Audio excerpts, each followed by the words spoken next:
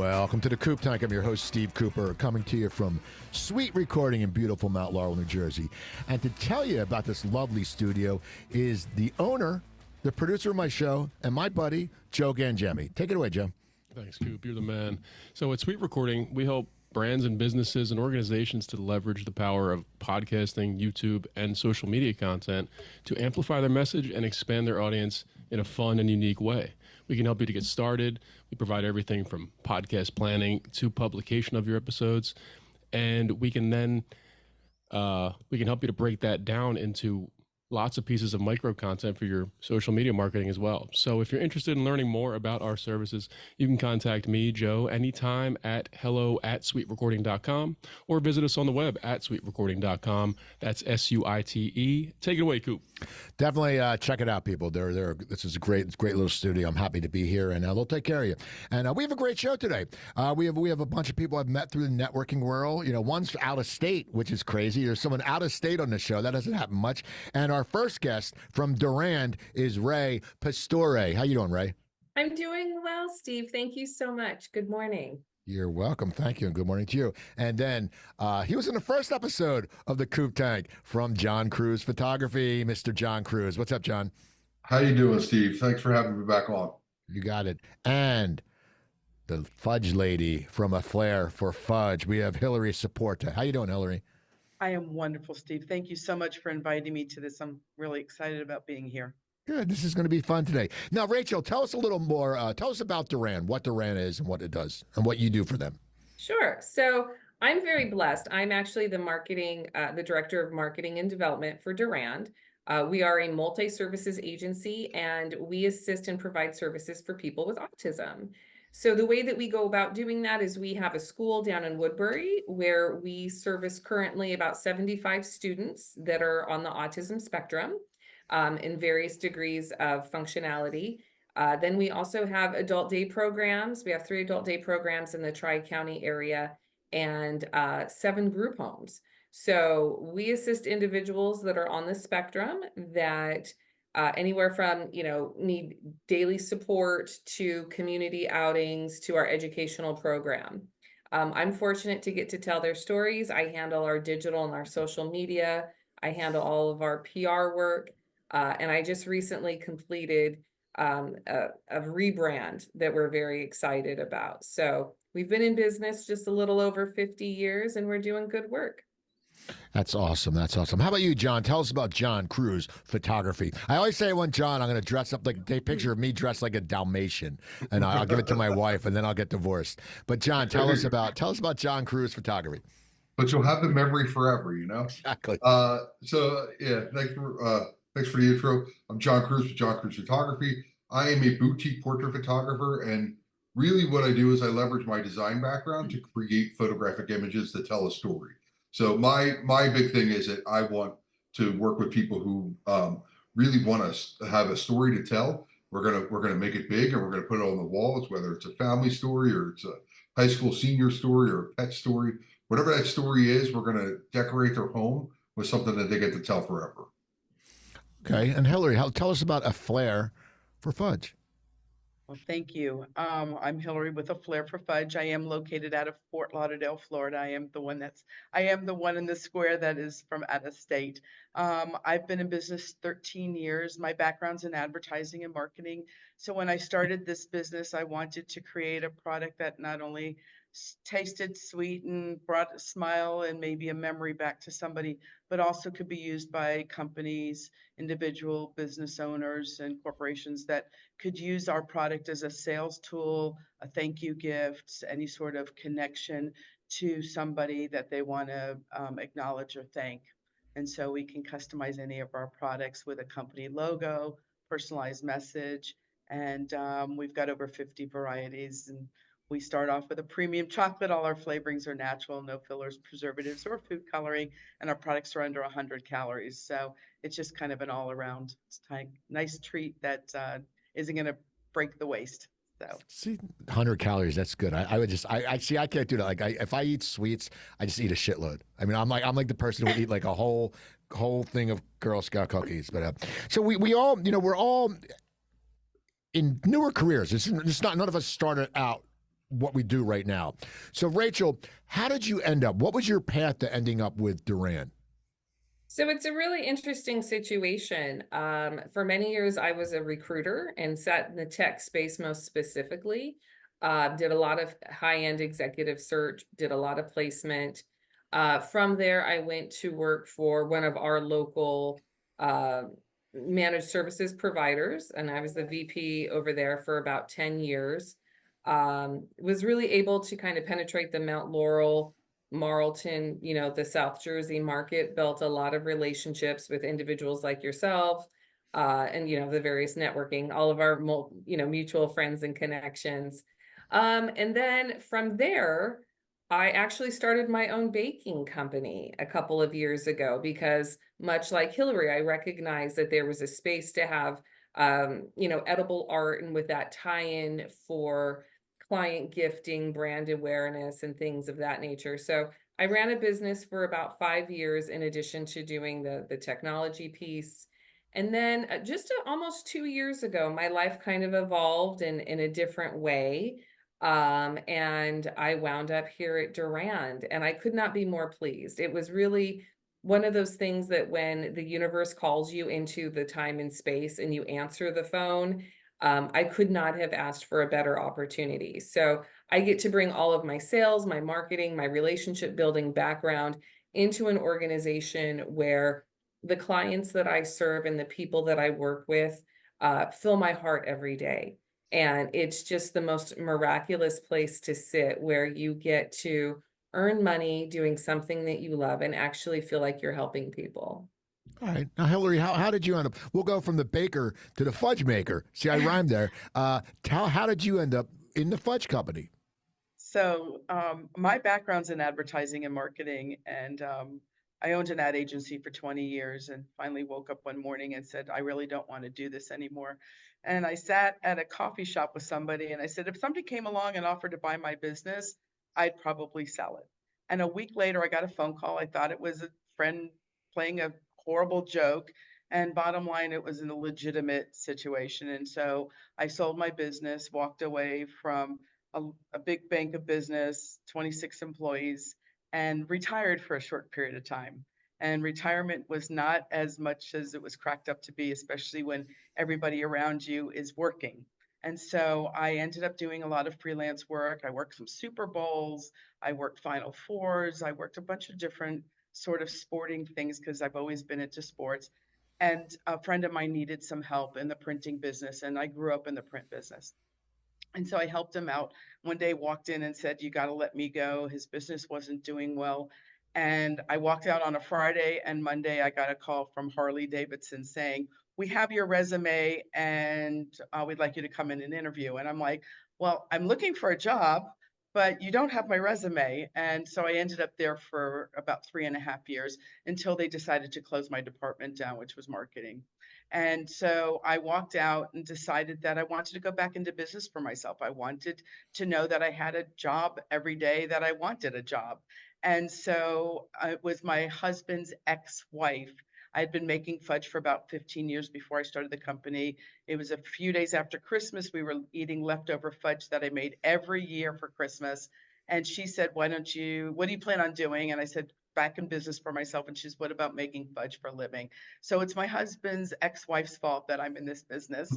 But I've been in it for 13 years. I love what I do. I love creating stuff. We've got over 50 different varieties, and most of it is either somebody saying, hey, can you make, or can you do something? And so it's just been, using my creativity from my advertising days and just being able to just move forward with it. So it's a fun business, and I'll do it while I'm still having fun. I'm still waiting for that asparagus flavored fudge. I'm joking. Yeah, okay, you're gonna be waiting a while. John, how about you? How did you end up with John Cruice Photography? So I started out college as an architecture major, and after about 2 years, I wasn't sure if that was what I wanted to do or not, and I was not like of the age of like making lifelong decisions. So I switched schools, I switched majors. I got a business degree with a concentration in marketing because I figured that was flexible enough that I could get a job, and then I'll figure it out later. So I started working at Vanguard, the investment company. I was doing statistics. I was an analyst for about 10 years. And I missed the creative aspect of architecture. So then I went back to school at night. I completed the architecture degree. But the whole plan was I was going to go make buildings. And then around the time when firms were, when I was about eligible for my internship, because that's the path to getting a license, the 2008 financial collapse happened and all of my architect friends were out of work. And so I pivoted. I got a role in the user experience department. So I worked on web design for the 401k side of the house. And so when I graduated, I was not, at that point, I was a lead designer. I was not going to go into an architecture firm at the ground floor because I was a senior designer and I would have taken a huge pay cut. So I picked up photography as a hobby. I started wandering around the city and taking very architectural type photos of buildings and cityscapes and shapes and shadows and things like that. And then through a couple of Instagram meetups, I started to connect with portrait photographers and people who were getting into modeling, and I started doing portraits. And that was the first time it felt like design, where it was like a collaborative conversation. It's like, what are we going to make together? So then I started to get some requests. I started to get published. I won like a Best Photographer in the City award, and I'm like, you know what? I'm going to go do this. And so then I'd run out of being creative at Vanguard. Like, there's only so many ways you can design a website to tell somebody to save more for retirement. Like, yeah, you kind of run out of that juice after a while. And so in 2019, I started my portrait business and been going ever since. That's good, and you do great work, so that's great. Now, when we go on social media and when we talk to people at networking events, everyone is very quick to tell you how good they are. Okay, the egos that walk in some of these rooms is unbelievable, and everyone's fine to say, this, I'm doing great, but no one talks about what they need to improve on. So I want to ask you, Hilary, what's something that you need to improve on that you consciously know? Like, for me, it's procrastination. I mean, I've been talking since this show started about me writing this business book. It's all in my head. I still haven't sat my ass down and did it. I have a great screenplay idea out of an 80s book. Haven't done any of it. I sit there and I go, oh, I'm going to get up and do it today. And then, I'm like a squirrel. Something happens. I'm like, I got to go to the Dollar Tree. But Hilary, what's something that you feel that you need to improve on? I'm glad you asked that, because this question came up actually yesterday in another call. And I've noticed over the course of years that my follow-up has not been as great as it used to be. And it's because I think for me, it's like we talked about social media. I'm like, you've got all these different social medias, and then somebody reaches out to you, or you go ahead and you like, or you friend, or whatever the term that you use for whatever social media. And then you just do that. And then you just don't seem to like talk to them afterwards. There's a reason why one person connected with somebody else, not just so that you have so many likes on your page. It's so that you can hopefully create a relationship and be able to refer back and forth. And I feel that because I produce my own product and because I'm like kind of juggling so many hats, that the follow-up has I'm like, if somebody needs me, they know where to find me. And that's not always the way that it should be. So how about you, Rae? What's something you feel like you need to improve on? So interestingly enough, similar to Hilary, I wind up taking on a little bit too much, perhaps. I definitely overextend myself because I want to be a lot of things to a lot of people. I'm a single mom. I have a job. I have, responsibilities within the community. So I need to be better at recognizing my own personal time constraints, and understanding that a kind no, or not at this time, is just as wonderful and gracious as accepting an invitation. Because if you can't do it 100% or to the best of your ability, then sometimes maybe it's better for somebody else to do it. Okay, how about you, John? What's something you need to improve on? I'm trying to be less awesome. No, so I have ADHD, which, for those that don't actually have it, it is there. I can take on big tasks. It's the little ones that get in my way, like that'll sit there and will bother me for weeks, and it takes me 5 minutes. And so you get paralyzed by those things. And so I really have to work out structure so that I could bang those things out. But that's something that it will always be a struggle for me to do the minutia tasks. especially now that I'm working for myself by myself. There's no one to delegate those things to. So those little tasks that come into running a business are not my favorite. And so they will be the bane of my existence until I grow to a point where I start hiring people for it. Okay. So we just got through the year 2023. Now we're in 2024. I'm going to start with you, John. What would you say is your biggest accomplishment from 2023? It can be personal, it can be professional, but to you, what do you feel was your biggest accomplishment? So 2023, and maybe a little bit in 2022, but so when I started this, right, I spent 20 years at a singular company, right? And so my entire network was that company. It was not the Philadelphia area. It was all the way out in Malvern, PA. So when COVID happened, like I was getting aggressive with trying to build a network. And so, but a lot of it was virtual. And frankly, I'm much more successful in person. So 2023 was really to be deliberate in my networking, attend certain events, make a connection, have a follow-up. Like I really got into the cadence of making networking an activity that I had to be deliberate about and not something I just kind of, came in and out of. So from that, I was really happy with the progress that I made in that, because it was not something I had to do in my previous jobs. Like I never had to, I had a network, but it wasn't a network that was for my current business. Okay. How about you, Rae? What do you think was your biggest accomplishment in 2023? Well, 2023 was a big year for me. So I would say my biggest accomplishment here at the agency we actually went through a rebrand. So when I first started within Durand, we did not have much focus on marketing and development and fundraising. And what I quickly found out was, while we have been a staple in the community for 50 years, we are not a well-known name. And in fact, there are other companies that are also named Durand. So we didn't have a lot of differentiation in the marketplace. And so one of the things that I spearheaded, and I was very fortunate to lead the team, was we actually did a rebrand, which included a logo redesign that allows for us to speak more comprehensively to the types of services that we provide for people with autism. It is imagery and messaging that gives a more meaningful definition of the work that we do, and I'm super proud of it. It's something that when we go out into the market, and I now say I'm with Durand, and I show them who we are on paper or marketing materials, there's a connection there, and that was something that, starting from the inception, doing the market research, creating the logo, and making it through the various channels of stakeholders here within the agency and getting the sign off and the buy-in. It was a significant task, and it went very well, and I'm incredibly proud of it. That's good. That's good. I'm glad you're proud. And how about you? How about you, Hilary? What's your big accomplishment in 2023?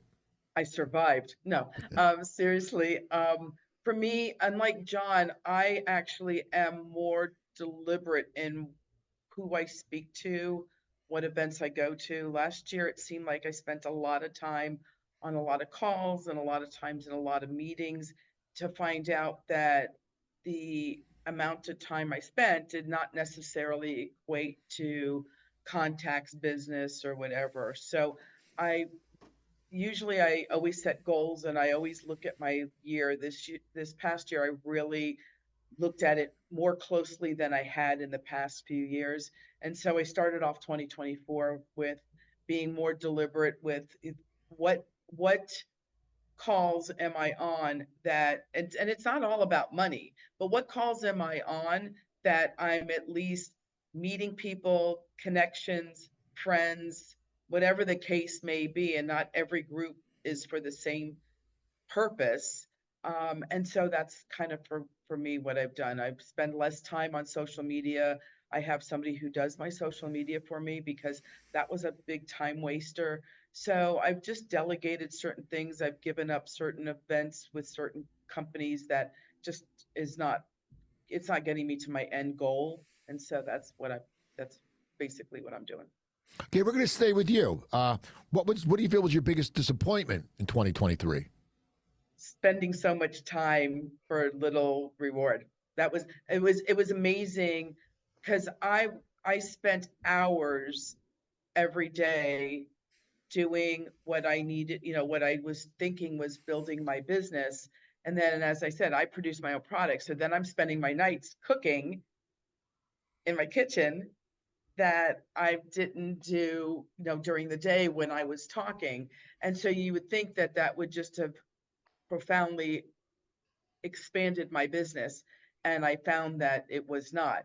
So it's not necessarily the groups that I was with. It may be the way that I was handling it. And it also goes back to maybe my follow-up. So I'm just taking on less conversations so that I can do the follow-up, which will hopefully build more of a relationship. How about you, Rae? What was your biggest disappointment in 2023? My biggest disappointment, I would say I had a lot of goals set for 2023. And I don't know that I necessarily really sussed them out enough to ascertain if they were going to be achievable in 2023. So setting a bar that was probably too high, and then recognizing about halfway through the year that, some of these things are going to get pushed into 2024 and even 2025. I went back to school, and I was, had grand plans for my master's degree, and I was going to hit that bar, pretty aggressively, recognizing that that's not something that I can do as an adult, as a working adult with a family. I need to push it back a little bit. So not that it's going to stop, it's just not going to be on as an aggressive timeline. Okay, how about you, John? What was disappointment in 2023? For me, I had expected a line of business to ramp up, and it didn't. So for the past couple of years, I've been getting a couple inquiries here and there, dribs and drabs, about high school senior photography. Now, in our area, it has never been a big thing. It's always been a big thing in the Midwest and the South. It's huge. And now kids are starting to see on TikTok and Instagram these experiences, and they started to ask their parents. And I thought, okay, I'm going to get ahead of this. And then, it is going to be a big part of my business. And it has not picked up yet. It's still the drips and drabs. And I was kind of targeting like last fall to really be like the ramp up for this thing. And I'm still like plugging along. So it's just like I mistimed like when this thing is going to take off. I think it's still coming, but like I was estimating for something else, and it didn't occur yet. Okay, we're going to go with you, Rae, for this question, and we'll get to all of you. And I like this question. It's the first time I've asked this. I've never asked this question. Who in your life has been a big influence to your success and to what you do and who you are?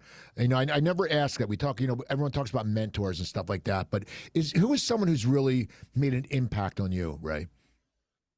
So, I've actually been asked this question before, and I always find it interesting. So, I actually grew up with a very challenging background. I did not have a lot of mentorship growing up. And so oddly enough, the people that influenced me the most were TV figures. So the Claire Huxtables of the world, right? These powerful business women who were wickedly intelligent, super capable, and oh, by the way, they're raising a family and totally kicking ass at home. So throughout the course of my life, I've looked for people like that. Never anybody that was a direct mentor towards me, up until the point where I actually landed in the role that I'm at now. And I'm very blessed to say that my CEO has provided a significant amount of mentorship as I'm, adjusting more into a life of the nonprofit world, coming out of more corporate environments. But yeah, it was more media driven, people that I wanted to emulate, things that I didn't want to reproduce or be a part of. But it was, oddly enough, a lot of it was through TV and media. That's cool, because that's why I wear these hats, because I look up to Rerun and what's happening. So Yeah. I can dance good too. I'm joking. I wear the hats because I'm bald. John, who is take the same question. So I like Rae, I don't know that I actually had like a singular mentor throughout my life. So because I bounced around to a bunch of different things, really like my life experience is a mosaic. So I cobble together every person I talk to, I learn something new. Right. And so really it's just about like little snippets over time. If I were to deconstruct them, I could probably take them back to where did I derive that from? But I never really had like a singular mentor because I didn't have a traditional anything. Like I just kind of like bounced around to things that I thought that were interesting. So yeah, for me, it's every conversation I have, I go, okay, what can I take from this? And I'm a big stealer. Like I steal things, from people who are doing it well or to people who are doing it poorly. And then I see, okay, how do I apply that? How do I apply that? So it's really just like almost like the community aspect. I look around, I'm observant. And so that was kind of like how I have made decisions throughout life. Plus spite. Spite's a good decision maker for me. Yeah, I'm very spiteful. I mean, my wife were talking about that the other day. I'm such a spiteful. Like we have a thing in Stockton, my college, and they're doing college sweethearts. Me and my wife went to college, but we didn't get together for years later. And everyone, when they mentioned they were going to do this, everyone said they mentioned us, but we haven't been featured yet. And I said, if I win the lottery, I was going to give my college $1 million. They get nothing. And out of spite, I will give it to Rowan, which was our competition, just out of spite. So if you're watching this, you people from Stockton Stockton University, you better put me and Joanne on your couple thing. Else, if I win the Mega Millions, I'm not giving you any money. That's all. Anyway, Hilary, what is someone who has mentored you or been? So I grew up unlike Rae. My mom was a business owner. My aunts were business owners. So growing up, I had a lot of females that in my family. My family was very small, but they were all business owners, independent women. And then in college, I actually had a professor who just was my mentor through college, just kind of guided me and really kind of put a bug in my ear about me eventually being my own business owner. But as far as of recent, and this is going to sound very sappy, but my husband is like my biggest cheerleader. He is the one who is there always. If I'm like at an event and I say something and I go, oh, it's just sales or whatever, there's nobody here. And he just always says to me, be patient, grasshopper. And that's all he texts me back. And it just kind of resets me and gets me to where I need to be. But he's also like, he loves my product. He loves my business. So he's just always been a really big, like my right hand person and has always supported me. Now, in this day and age, we have so much going on. You talk about, marriage, kids, networking, all this, and it can become overwhelming sometimes. You sit there and go, what do I do? What keeps you motivated, John? What keeps you motivated to do what you do? I mean, there's got to be something. I mean, what motivates you? What keeps you motivated? The product. So when I deliver something to somebody, like a photo that I took of them, and it's the look on their face, like I nerd out on the creative process when I can translate an idea into a photo. Like I'm geeked out. I'm excited when I go to the session. I'm excited when I'm editing them. But there is something different than when you're presenting the photos back to the client and you see their face and you're just like, this is why I do it. So that's why I keep doing it, because I enjoy it. So how about you, Rae? What keeps you motivated? Oh, hands down, my biggest motivation are my kids. I am blessed with 2 teenage boys. They keep me very busy. And as I made mention, our lives have changed significantly in the last couple of years. So just really learning and growing with them, letting them see how you ride the ups and downs, whether you're faced with success or adversity and what that looks like. But also loving the blessing that my children are neurotypical and understanding that is a gift in itself, and being able to focus my time and efforts into other people's children that don't have the same benefits, and being able to be of service. It's really motivating to come to work every day and know that I get to make a difference. Man, 2 teenage boys, your grocery bills must be through the roof, man. They're Teenage boys eat. astronomical. Oh my God, they just eat. And all they do is eat. It's unbelievable. That's all they do. They eat. Like, Yeah, you just so ate much. a pizza. You ate some Elio's. Yeah, I could go for a sandwich. What keeps you motivated, Hilary?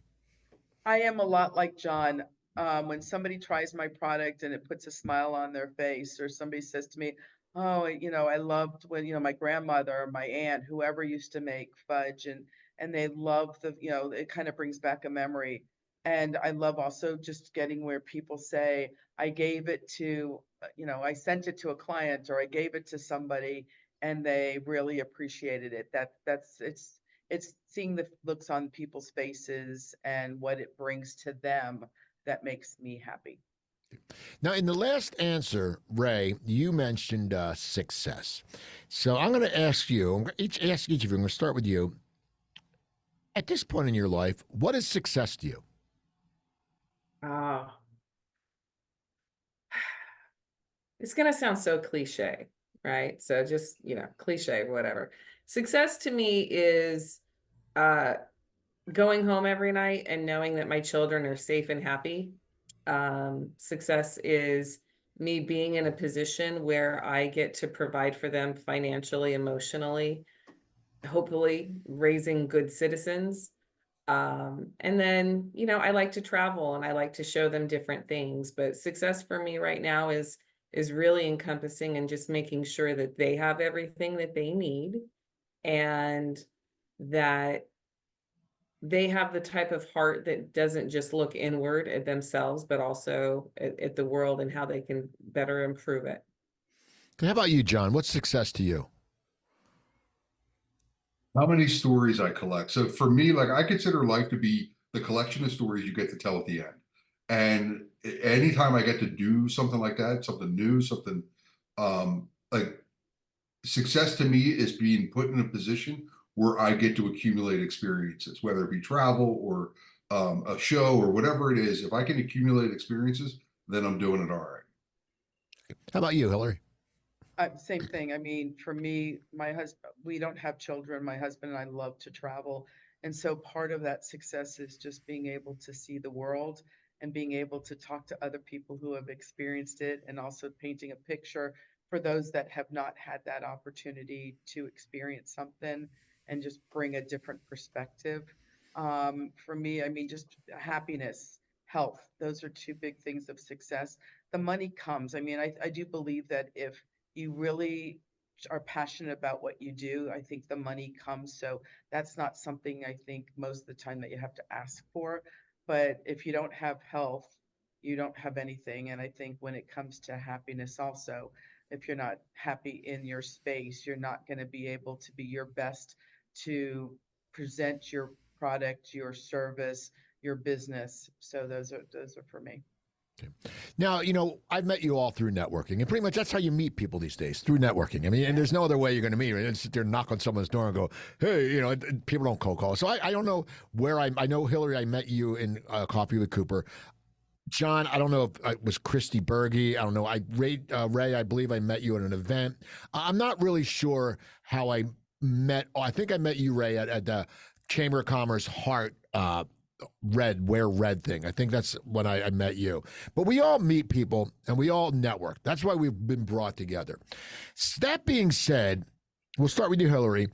What makes you a good networker? Like, why do you think that I have you on the show? Because I don't have schlubs on the show. I'll be honest. If you're a schlub, I'm not going to have three schlubs like a snail, a sloth, and a rabbit, because that wouldn't be a good show. But what makes you a good networker, Hilary? Um, huh. Um, I I do find that I think I'm personable. I do believe that people kind of get drawn to me because I am a relatively positive person. I'm happy. I'm one of those that if I'm having the worst day when I'm in front of other people, you're not going to notice that, just because if I'm having a bad day, it's not anybody else's fault but mine and whoever maybe got me in that. So why should I pass that negativity on to other people? But I've always been around people. I've always liked people. And I always love meeting new people. So I think that that's part of me for networking, is just to meet people from all over the United States, and in some networking groups, it's all over the world. And I just love experiencing other people and how they live their life and do their business. How about you, John? What makes you a good networker? I think it's because even at this age, I have a childlike curiosity. I just like to learn new things. And so I ask a lot of questions. I am an extrovert by nature, so I have no problem. I get energy off being around people, and I have no problem asking questions. And people like to talk about their business and their passions and things like that. So I think that I'm a good networker just because I like to learn a little bit from everybody's, their their stuff. And so from that standpoint, I make connections that way because everybody likes to talk about their thing if you ask the right questions. Okay. How about you, Rae? What makes you a good networker? So I'm a natural matchmaker. I spent so many years doing recruitment and bringing together employers and employees and making that synergistic match. I love listening to people's stories, getting to understand who they are, what they need, and then being able to be like, oh my gosh, I know this person that's fantastic. It's going to, mesh with you here, here, and here. And really, because everything that we do is so relationship driven, being able to make those connections and being a part of something that would be mutually beneficial for the both of them in the long run, I think is a fantastic thing to do. Okay, so we'll go and now about we can say, well, we're good networkers. Networking is great, and networking is wonderful. But what don't you like about it? Like I was at an event, and as I was talking to someone, basically we weren't a match. But I was talking, and they didn't want to hear from me, and they're looking around the room, and I'm like, why are you doing that? Like, I'm pretty interesting, I'm a performer, so I'm half narcissist and half insecure, and that's every Right. performer is because we need the attention, but then if we don't get it, we're like, oh, and it pissed me off, and I said, this guy's a bad networker because he didn't want to have time to me, and that bothers me when people, if you meet someone and if you don't have something they want when they start looking around the room. I said this last week. It's so funny. This guy didn't have the time for me, but just a month before, I was talking to Keanu Reeves. So who's cooler, you or Keanu Reeves? I think Keanu is, okay? And I'm just saying, it's one of those things. You don't have the time for me, but Keanu Reeves, when everyone backstage was trying to talk to him, because I'm friends with the drummer, Dog Star, he talked to me. He could talk to me, even though everyone's like, oh, And so that's one thing I don't like about networking. When people, when they feel they're too, as my mom would say, their britches are too big. Their britches are too big. Rae, what is something that you don't like about networking? So I actually just had this conversation yesterday with our mutual friend, Will Webb. I have days where I feel on top of the world and I bring the energy and I want to talk to people and I'm super exuberant. And then there's other days where I turn into a complete introvert and I really struggle to strike up conversations, to figure out a way to connect with people.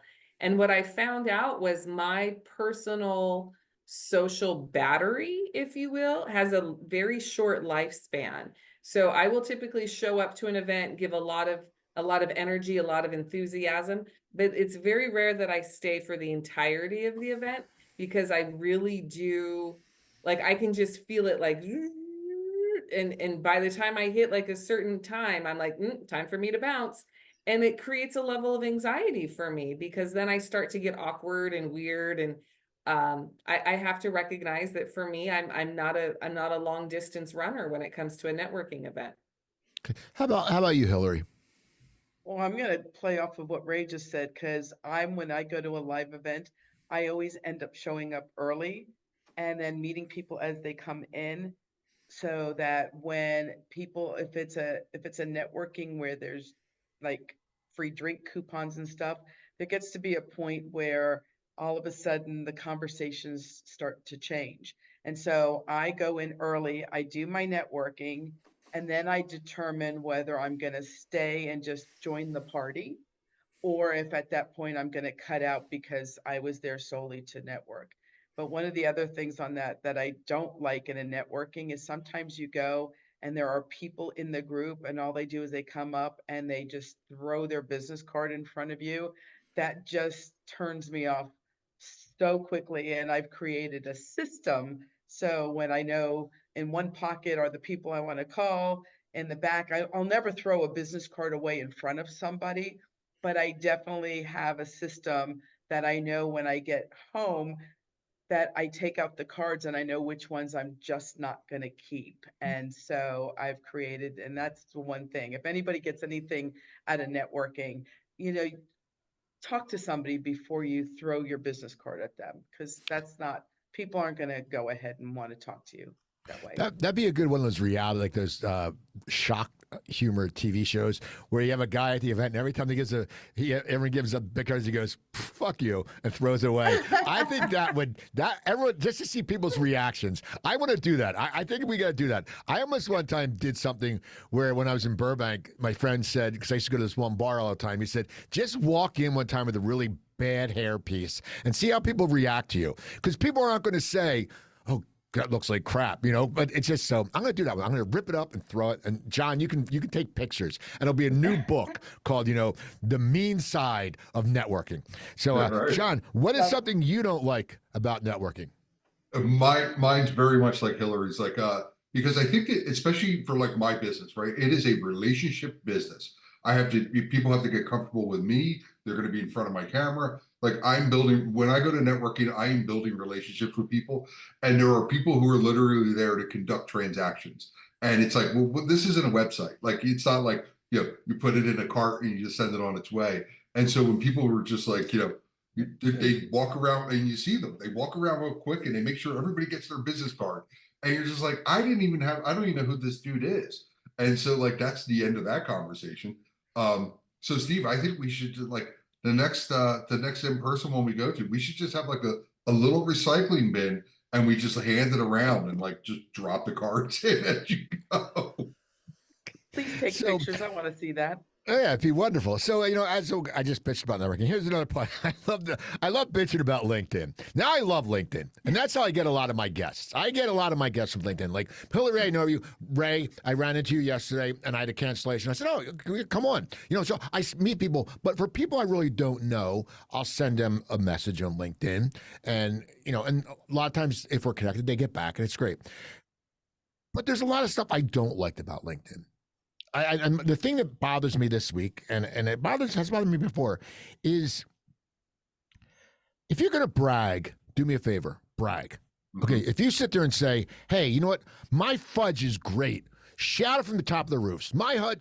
Don't give me that humble brag bullshit. Because humble brag, I saw someone the other day, they wrote this, my business was so down and I was so depressed and I didn't know what to do. So I turned to this person and I turned to this person and they encouraged me. And then suddenly these people got me the speaking gig. Well, just say you got the speaking gig. I don't want to hear your bullshit background story. And it's called a humble brag. People that go, I was walking down the street and almost got hit with a car as I was about to deposit this $10,000 check that I just got for selling photography. So that's one thing I hate right now is the humble brag. People use it. John, I know we've talked about this. What's something that bothers you about LinkedIn? So it is tangential to the humble brag. It is there's sometimes where like the professionalism kicks in and I just don't type it, but I just want to like type on some of these. That story didn't happen. Like you just made that up. Like you made up this story, like this long form story about I saw this, I was going to the interview, I saw this dog, I decided to stop, I got the dog to the vet, I gave him food, and I missed the interview. But then the next day I went back, they called me back in, and sure enough, the CEO was the dog. And you're just like, yeah, that didn't happen. Like that was and you just made me read that, and I just want to like delete you from everything. And then it's like a row of people under going, so insightful. And I'm like, do we all collectively lose our mind? Like, how about you, Rae? What's something that just drives you nuts about LinkedIn? I'm gonna kind of dovetail off of what you said, just the constant bragging without actual content, so it's great that you're out there, doing what you're doing, but aside from sharing with me your success, tell me something interesting about your organization. Tell me some information that I can take away as a reason to call you or to engage with you, other than the fact that you're just super successful. Okay. How about you, Hilary? Well, I definitely agree with what everybody is saying, but I'm going to take another turn, and I'm noticing more and more where people are soliciting where all of a sudden, oh, I saw your profile and I think you need my product because blah, blah, blah, blah, blah. And it's like, who are you? You saw my profile. You're talking, you must not have gone down enough in the profile to see what I currently do, because you're talking about something I did 30 years ago that just happens to be on the resume from LinkedIn since I've been on it since it was created. And so I think that once again, it's a lot of times it's like you need to know your audience versus just bragging about yourself and telling everybody why they have to have your product. And everybody's a self-proclaimed expert. In fact, I'm a self-proclaimed expert on saying who is a self-proclaimed expert. I'm going to put that under my line. I'm going to put self-proclaimed expert, and everyone will go. I always think I should just be like, go on there and just rant and be the anti-LinkedIn person and see what people say. Like, just be like the grumpy old man. I'll sit there, I'll be the grumpy old man. I'll be like, get off my lawn, you sons of a bitches. Get off my LinkedIn. Steve, if you put it on as one of your skills, I'll go in and endorse it. Okay, there you go. Yeah, definitely. So this is something that I always like the answer to this question, and I started it in the beginning just because I don't read business books. And you don't have to read a business book on this part, but you can say, what's a book that has influenced you? Now, I don't like to say when people say, this book has changed my life, because I really don't think any book can change your life. A book can help you, and, unless it's like how to give CPR and you're dying and you give yourself CPR, but you can't do. But I don't think any book can, but I think books can make a difference. And is there a business book, or it could be a personal book? I mean, a nonfiction or a fiction, a book that's not is there a book that has really connected to you, has helped you out? Hilary, is there a book that's really, you really means something to you? Well, there's a few. So, being in the business that I'm in, there's a book called Giftology, and it talks about the whole concept behind giving gifts for business and creating an experience based on giving a gift. The other one that I was years and years ago, it's called The Secret, and it's just kind of if you create within yourself your universe, and I've tested it out before, and I'm not saying that everybody should believe in what's written in there, but there are times that if you wake up in the morning and you go, oh, I don't feel good or whatever, you're setting yourself up to feel a certain way for the day. Whereas even if you don't feel good, if you in your mindset kind of, okay, today's going to be a good day, whether it's not or is, by you just kind of proclaiming that it's not going to be a bad day, that it's going to be an okay day, you're probably going to have a better day than if you start creating that in your mind. So those are the two books that stand out. But I have read hundreds of business books, and I think it just all depends on, I think, the individual. How about you, John? I'm actually currently reading one I'm enjoying. It's called the One Thing, which is really about like, it's very easy when and especially when you're running a business, but even in life, like you try to boil the ocean, which is like impossible. But it's really just about like, how do you prioritize and say, if I'm looking at like 100 things that need to get done, if these 5 things are going to have the most impact, then that's what you have to focus on. And it's really about like creating that structure in your brain to say, I'm only one person. I have a certain amount of time. I got to create a priority. And then that's where I'm going to yield the result. So for me, it's been really helpful to kind of like create focus around what I'm doing. So I've been enjoying it. And I think the one thing's a really good song by NXS, and I think it's off the Shabu Shaba album. I'm not sure though.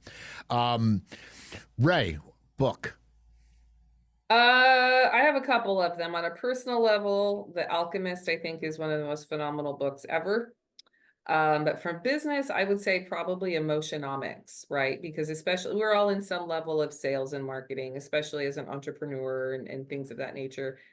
John and Hilary have both talked about the emotional connection that they make with their clients, whether it's the smile on their face or whatever.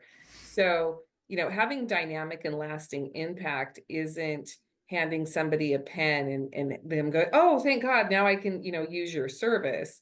But understanding the emotion behind what drives people to make buying decisions, management styles, things of that nature. It's really a prevalent part of creating a successful organization. Okay, well, here we come up to our final question. And I always ask this to end the show because you all have good insight. You've all given good answers. And someone comes up to you, and they could have just graduated high school. They could have graduated college. They could have left their job. They could be getting out of trade school. They're getting into this work world. As my mother would say, they're bright-eyed and bushy-tailed. You know, they want to make shit happen. What is some advice that you would give to someone who actually is treating you somewhat as a mentor and comes up to you? Rae, what's some advice you would give to someone?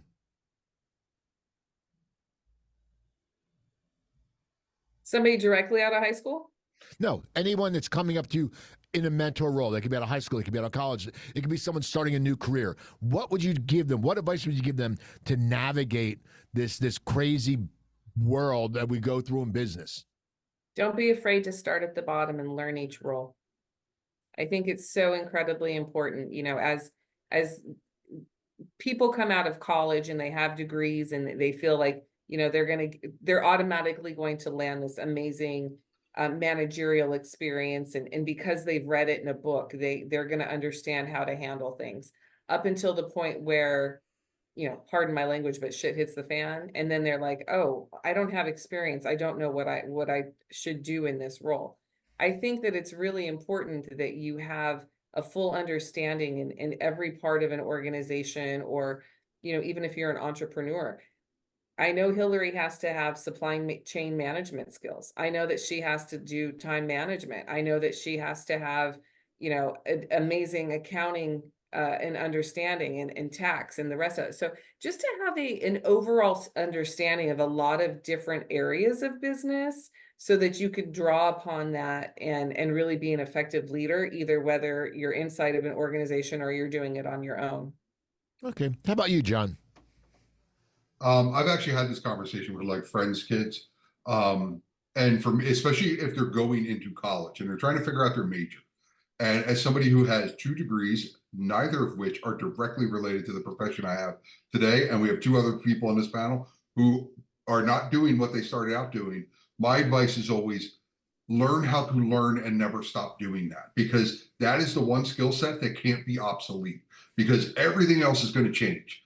Like you're going to get bored, technology is going to change, you know, society is going to change, all of these things are going to change. So if you have the ability to learn and adapt, you will always be ready for the next thing, because that's the one skill set. If you have it, you can use it for the rest of your life. Okay. How about you, Hilary? Kind of a combination of everything. If it's a kid coming out of high school going into college, I would say take your basic courses, anything that you think you might be interested in. There's always an introduction, and take a course, because I wanted, like John, I wanted to be an architect. And in my case, I had to put myself through school, so I could not keep up the course load. But as a kid, I used to always stand in front of the TV set and always critique all the advertisements that came out. So it was just a natural for me to go. If it's somebody who has already done one job and they're looking at something else, and I would even tell this to somebody coming out of high school looking, it's always great to go for the job that makes the most money, but down the road, you're never going to make the most money unless you are in a job that you are passionate about. The money comes from the passion. It comes from what you enjoy doing. So you can spend your entire life working in a job that you hate or a profession you hate because you're doing it for the money, or you can pick a profession you like, love, and the money will end up coming because the passion will come through. There you go. Well, this was great today, people. Rae, how can people get in touch with you? Well, you know, I've got all of the socials for sure, but the easiest way is r.pastore@durandac.org. All right. How about you, John? I am also on every social platform, John Cruice, John Cruice Photography, or they could just visit johncruice.com. And Hilary? Well, most of my stuff is right behind me just because I didn't want people to see my kitchen. But everything is under a Flair For Fudge, or with social media as well. And my phone number's here. Okay, everyone, so connect with them. You can email me at the the Coop Tank at yahoo.com. Yahoo.com.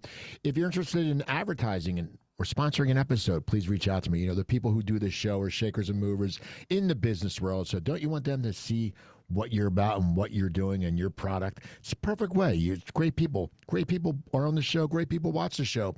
Also, go to my website, coopertalk.net. You can find 995 episodes of my podcast. Some great guests on there, from Ed Asner to David Duchovny to Stephen Van Zandt. And March 30th at Studio 67 Medford, I'll be doing the show Laughs and Lyrics. Myself and Nigel Bennett. He was a member of the 80s band called The Members, and he's a member of the punk band called The Vibrators too. I'll be doing stand-up, then he'll be doing music, then we'll be sitting down and I'll be interviewing him and we'll be telling stories. Contact me to get ticket information. And once again, I want to thank Joe Gangemi. Joe Gangemi from SuiteRecording. Reach out to them. Email them. hello@suite, SUITE recording.com. I'm Steve Cooper. Thanks for watching the Coop Tank, and I'll talk to you all next time.